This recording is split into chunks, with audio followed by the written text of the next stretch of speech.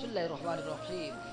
دعوت ابراہیم، ابراہیم علیہ السلام کی دعوت۔ دعا ابراہیم قومہ الی اللہ، ابراہیم علیہ السلام نے اپنی قوم کو اللہ کی طرف بلایا، اللہ کی دعوت دی۔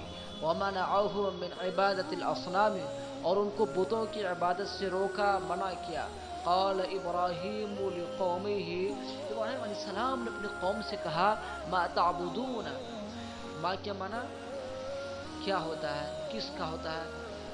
ٹھیک ہے، ہم یہاں ترجمہ کر لیں گے، تم کس کی عبادت کرتے ہو؟ ما تعبدون، تم کون سی چیز کی، کس کی عبادت کرتے ہو؟ قالوا، ان لوگوں نے کہا، یعنی ابراہیم علیہ السلام کی قوم کے لوگوں نے کہا، نعبد اصناما، ہم بتوں کی عبادت کرتے ہیں، بتوں کی پرستش کرتے ہیں۔ قال ابراہیم، ابراہیم علیہ السلام نے کہا، هل يسمعونکم اذ تدعون، کیا وہ تمہاری سنتا ہے جب تم پکارتے ہو؟ جب تم پکارتے ہو کیا وہ تمہاری سنتا ہے؟ او ینفعونکم او یضرون، کیا وہ تمہیں نفع پہنچاتا ہے یا نقصان؟ نفع ینفع، نفع دینا، نفع پہنچانا، ضر یضر، ضر کے نقصان پہنچانا، کیا وہ تمہیں نفع پہنچاتا ہے یا نقصان؟ قالوا، ان لوگوں نے کہا، بل وجدنا آباءنا، بلکہ ہم نے اپنے آباء و اجداد کو پایا ہے، کذالک یفعلون، ایسا ہی کرتے ہوئے۔ قال ابراہیم، ابراہیم علیہ السلام نے کہا، فانا لا اعبد هذه الاصنام، میں ان بتوں کی عبادت نہیں کروں گا، بل انا عدو لهذه الاصنام، بلکہ میں ان بتوں کا دشمن ہوں۔ عدو جمع اعداء، دشمن۔ انا اعبد رب العالمین، بلکہ میں دنیا جہان کے رب کی عبادت کرتا ہوں۔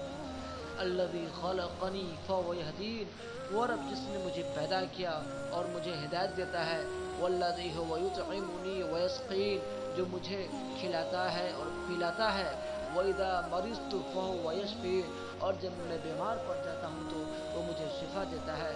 والذی یمیتنی ثم یحیین، جو مجھے موت دیتا ہے پھر مجھے زندہ کرتا ہے۔